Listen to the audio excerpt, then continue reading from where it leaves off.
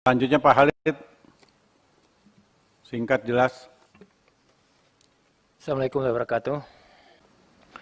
Pertama, dari penjelasan Perhutani tadi, kami melihat tentang tutupan lahan, bahwa sejak tahun 2016 sampai tahun 2020 terjadi penutupan sekitar 2%. Kami fraksi Gerindra ingin mendengar penjelasan, karena 5 tahun cuma 2%, sedangkan sisanya sekitar 27% lagi. Kalau 5 tahun per 5 tahun 2%, berarti sekian puluh tahun baru selesai. Kemudian yang kedua, kami juga ingin mempertanyakan sedikit menyangkut dengan pada kinerja historikal.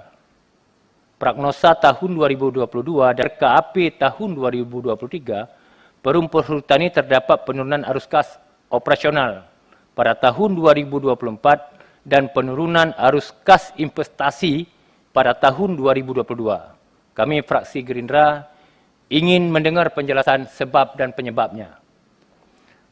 Kemudian adanya konflik tenurial dan sengketa tanah yang menurut kami dapat mempengaruhi kinerja perusahaan. Tetapi dalam laporan kinerja tadi kami melihat PT Perum Perhutani tidak menjadikannya itu sebagai indikator dari kinerja. Padahal dari data PT Perum Perhutani dinyatakan bahwa permasalahan tenurial di areal PT Perum Perhutani teridentifikasi seluas 107.334 hektar yang tersebar di 5.251 lokasi. Maka oleh karenanya fraksi Partai Gerindra meminta penjelasan perihal ini dan bagaimana perkembangan penyelesaiannya. Mengingat permasalahan ini masih terjadi seperti di Kabupaten Trenggalek, Kabupaten Banyuwangi, Provinsi Jawa Timur. Kemudian fraksi Gerindra meminta kepada PTPN atau holding Perhutani, Inhutani untuk dapat menjelaskan roadmap pengembangan perusahaan yang melibatkan masyarakat secara partisipatif, sehingga peran masyarakat yang menjadi strategis baik secara tata kelola maupun tata niaga, seperti Lino Highland, Nimo Highland yang kami datang, sebenarnya kami kunker ke situ Pak, akibat penjelasan Perhutani terhadap kerjasama bagaimana meningkatkan pariwisata itu. Kami bangga berangkat sampai ke sana, mungkin yang datang kita sekitar 15 orang, mungkin hampir 60 orang yang kecewa. Jadi, kadang-kadang indah di ruang ini tidak indah di lapangan. Jadi yang kita inginkan lebih bagus tidak indah di sini, tapi indah di lapangan. Yang pertama, tadi dari Pak Khalid. Terima kasih Pak Khalid.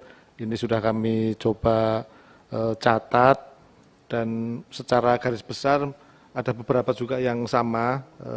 Pertama terkait dengan materi kami. Pertama, data ini memang kami ambil dari data yang dirilis secara resmi oleh Kementerian Lingkungan Hidup dan Kehutanan, Pak. Jadi datanya baru ada 2020.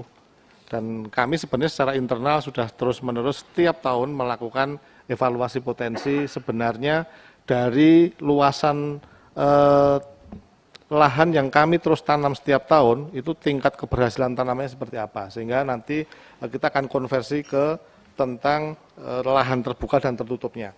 Nah, Pak Khalid, lahan terbuka permanen di wilayah Perum Perhutani yang di dalamnya terdapat konflik tenurial, tadi mohon maaf Pak Ketua belum kami sampaikan, setiap tahun rata-rata kami mencatat itu hampir 100.000 hektar lahan hutan yang di dalamnya terjadi konflik.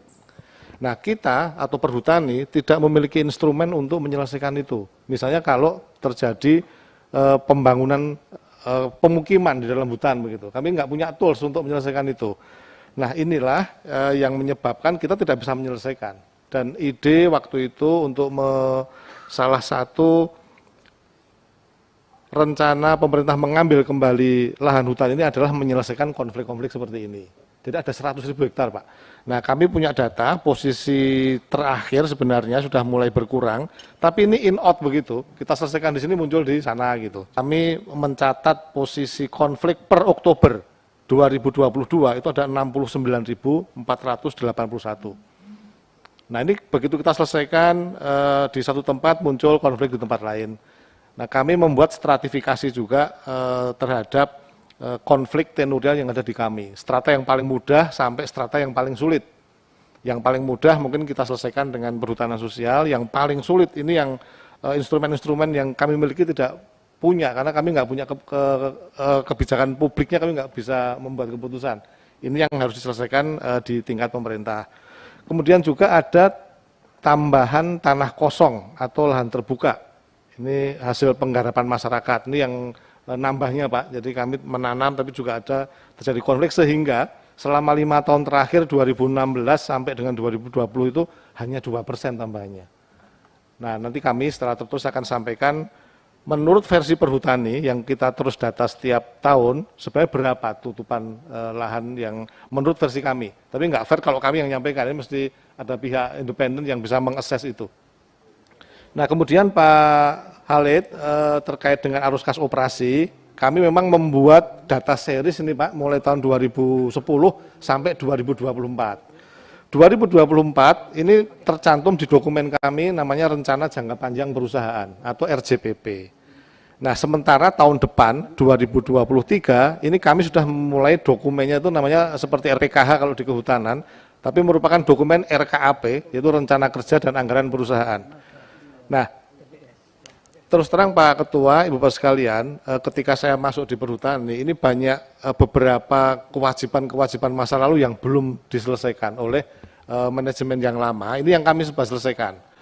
Ada sharing, karena kami itu ketika menebang kayu harus membayar sharing ke LMDH.